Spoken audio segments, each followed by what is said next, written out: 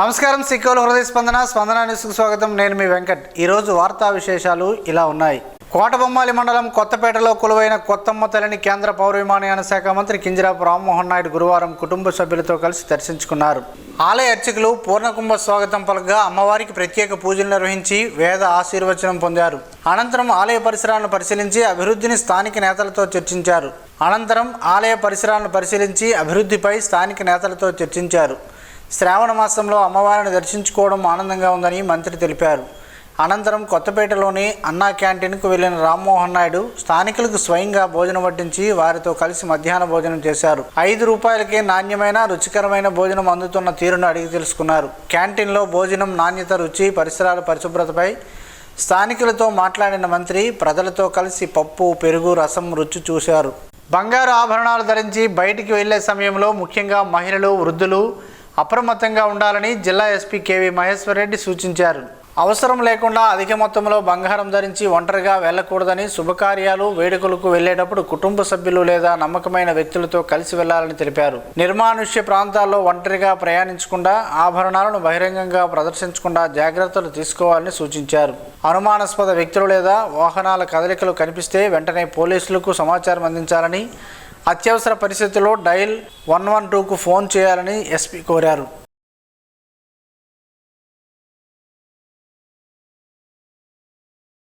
ప్రతి చిన్న పనికి కూడా పాలిథిన్, ప్లాస్టిక్ వంటి వాటిని వాడటం వలన పర్యావరణానికి ఎంతో హాని జరుగుతుంది. పశుపక్షాదులకు ఇబ్బందులు కలగడమే కాకుండా మానవాళికి కూడా కొత్త రోగాలు వస్తున్నాయి. పర్యావరణానికి హాని చేసే పాలిథిన్ కవర్లను దూరం చేసే మహాయజ్ఞంలో ప్రతి ఒక్కరూ భాగస్వామ్యులు అవ్వాలి. మానవాళికి పెను ప్రమాదంగా తన ఉనికిని చాటుకుంటున్న పాలిథిన్, ప్లాస్టిక్ వంటి ఉత్పత్తులు వాటి రూపాలను ఎప్పటికప్పుడు దర్శనమిస్తూనే ఉంది. అధికారులు, మేధావులు పాలిథిన్, ప్లాస్టిక్ ఉత్పత్తులు వాడొద్దని ఎన్ని రకాల నిర్బంధనలు, ఆజ్ఞలు, ప్రచారాలు, అవగాహనలు కల్పించినప్పటికీ అవేవి పాలిథిన్ వాడకాన్ని ఆపే ప్రయత్నం చేయలేకపోతున్నాయి. ఈ ప్లాస్టిక్ ఉత్పత్తుల వలన మూగజీవాలు వాటిని తిని మృత్యువాత పడుతున్నాయి. ఒక్కసారి వాడి పారేసిన పాలిథిన్ కవర్లతో పెను ప్రమాదం ఉందని ఎందరూ చెబుతున్నప్పటికీ వాడేవారు వాడుతున్నారు, అమ్మేవారు అమ్ముతున్నారు. ఇలా ఏ ఒక్కరిలోనూ మార్పు కనిపించడం లేదు. ఏ ఒక్కరో అంటే వాడుతున్నారు వారి గురించి అంటున్న వ్యాఖ్యలు ఇవి. ఇప్పటికే చాలామంది పర్యావరణాన్ని రక్షించేందుకు ప్రయత్నాలు ముమ్మరం చేశారు. వారు వాడకుండా వాడొద్దంటూ చిత్తశుద్ధితో ప్రచారం చేస్తున్నారు. పాలిథిన్ కవర్లు వాడేవారిలో విద్యార్థికులు ఎక్కువగా ఉండడం బాధించే విషయం. ప్లాస్టిక్ భూతంతో ప్రమాదం ఉందని ఎంత చెబుతున్నప్పటికీ నిర్లక్ష్యపు వాడకాలను వేయడం లేదు. వాడి పారేసిన పాలిథిన్కు బదులు గుడ్డ సంచులను వాడుకుంటే పర్యావరణానికి ఎంతో మేలు చేకూరుతుంది. ఇలా ఎన్నో మార్గాలు ఉన్నాయి. వాడకూడదనుకున్న వారికి ఎన్నో ఆలోచనలు కూడా వస్తుంటాయి. బజారుకు వెళ్ళినప్పుడు ఓ గుడ్డ సంచితో వెళితే పాలిథిన్ కవర్ అవసరం రాదు.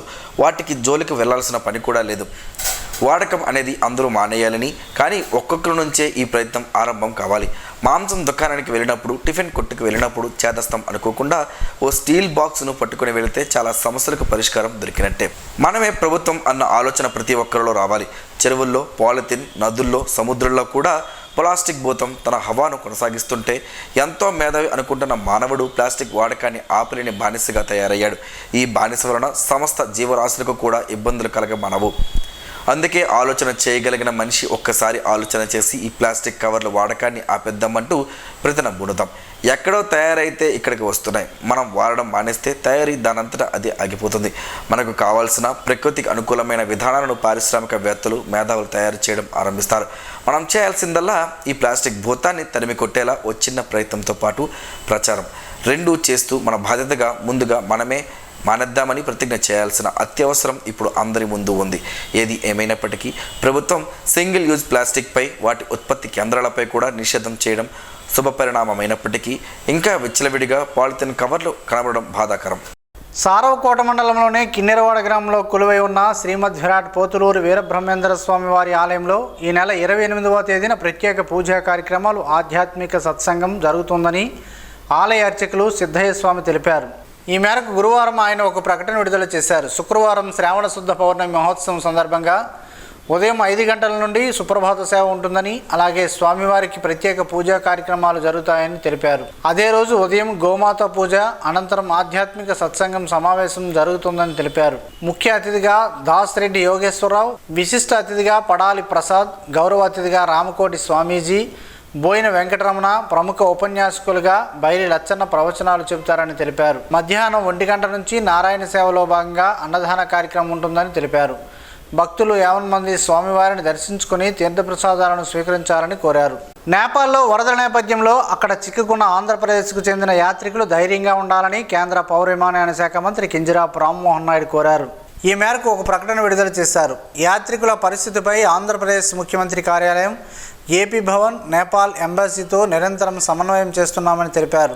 రాష్ట్రానికి చెందిన యాత్రికులను క్షేమంగా స్వస్థలాలకు చేర్చేందుకు అవసరమైన అన్ని చర్యలు తీసుకుంటున్నామని మంత్రి వెల్లడించారు. శ్రీకాకుళం నగరంలోని జిల్లా న్యాయ సేవాధికార సంస్థ కార్యాలయంలో గురువారం నల్సా శిక్ష 2026 కార్యక్రమాలపై ప్రైవేటు పాఠశాలల యాజమాన్యాలకు అవగాహన కార్యక్రమాన్ని నిర్వహించారు.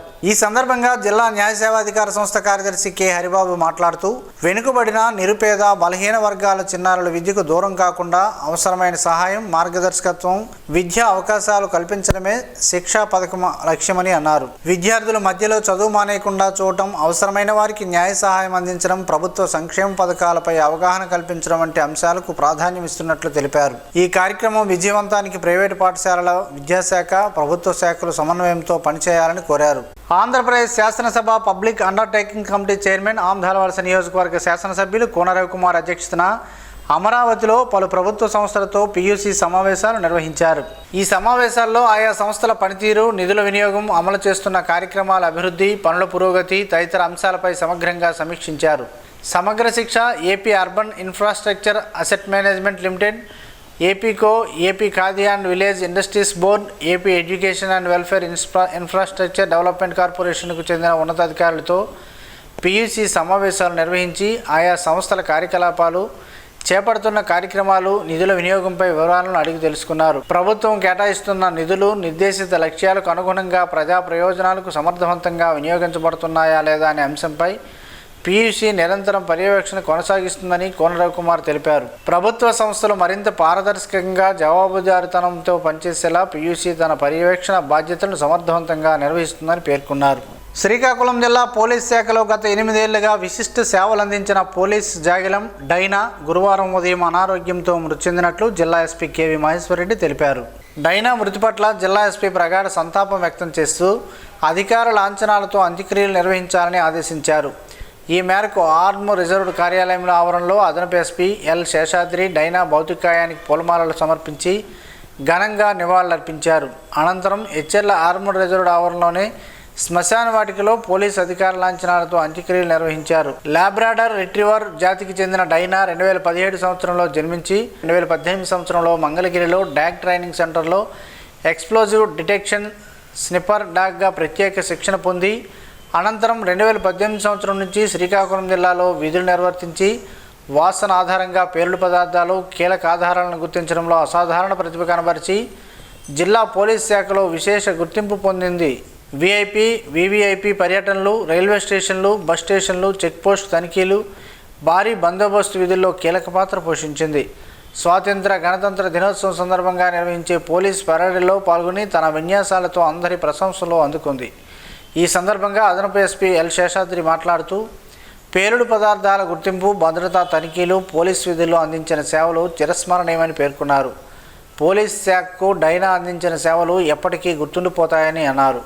ఈ కార్యక్రమంలో రిజర్వ్ ఇన్స్పెక్టర్ శంకర్ ప్రసాద్, ఆర్ఎస్ఐలు, పోలీస్ డాగ్ హ్యాండర్లు మాధవరావు, ఏఆర్ పోలీస్ సిబ్బంది పాల్గొన్నారు.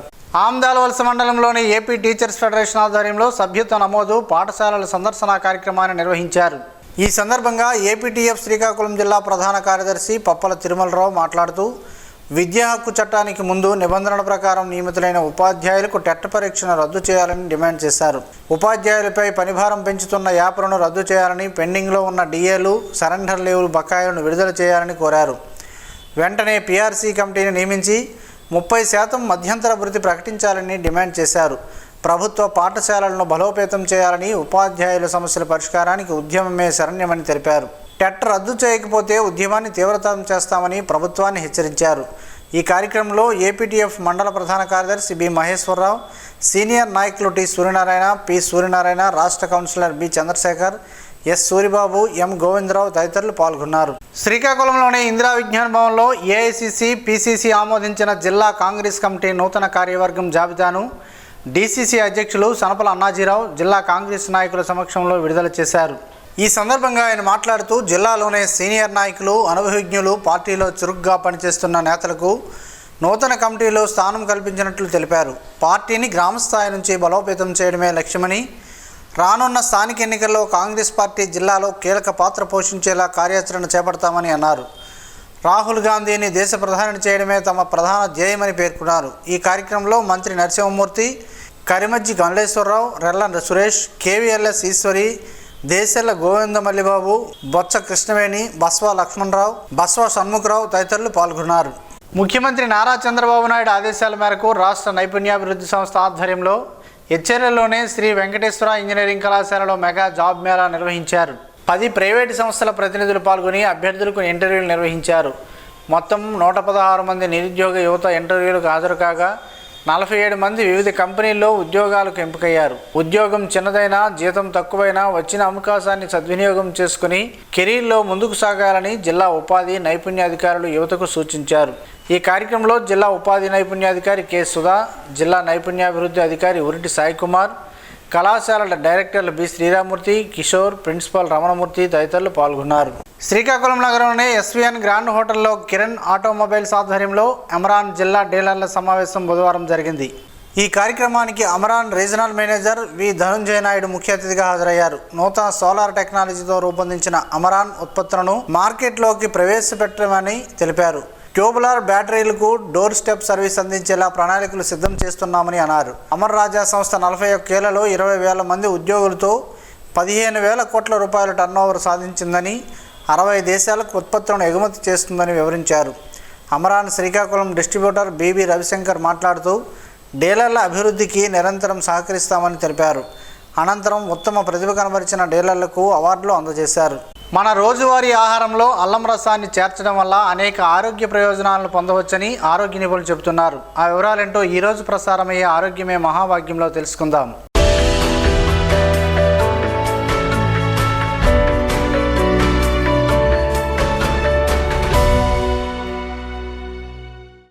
మెరుగైన జీర్ణక్రియ, రోగనిరోధక శక్తి, బరువు నిర్వహణ, రక్తంలో చక్కెర నియంత్రణ లాంటి వాటికి అల్లం రసం ఓ శక్తివంతమైన టానిక్గా పనిచేస్తుందని ఆరోగ్య నిపుణులు చెబుతున్నారు. అల్లం రసాన్ని క్రమం తప్పకుండా తాగడం వల్ల కలిగే వివిధ ఆరోగ్య ప్రయోజనాలను ఒకసారి చూసే ప్రయత్నం చేద్దాం. అజీర్ణం, ఉబ్బరం, వికారం వంటి జీర్ణ సమస్యలకు సహజ నివారణగా అల్లం చాలా కాలంగా ఉపయోగిస్తున్నారు.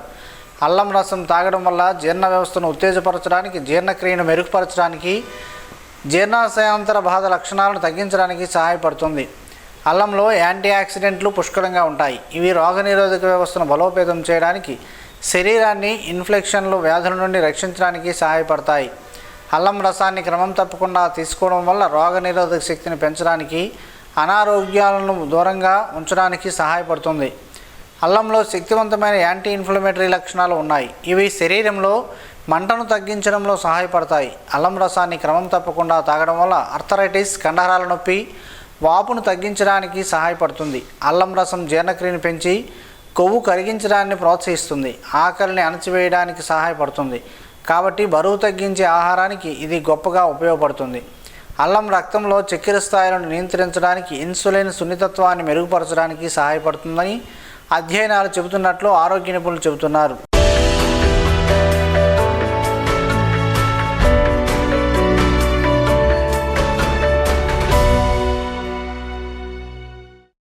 ఈరోజు వార్తల్లో ఒక మంచి మాటను విందాం, ఆచరిద్దాం. సమాజ శ్రేయస్సును కాంక్షిస్తున్న మహనీయుల మాటల్లో నుంచి ఈరోజు.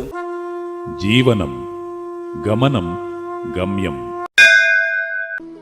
దీర్ఘ బ్రతుకులో కాలమే భారమవుతుంది, దివ్య జీవితంలో కాలమే అల్పమవుతుంది. అన్ని జంతువుల జీవనసారము అనుభవం చెందడమే. మనిషి ఒక్కడే అనుభవము కాకుండా ఇంకా ఏవో పొందాలని ఎప్పుడూ చతికిలబడతాడు. ఓం శ్రీ గాయత్ర్యై నమః.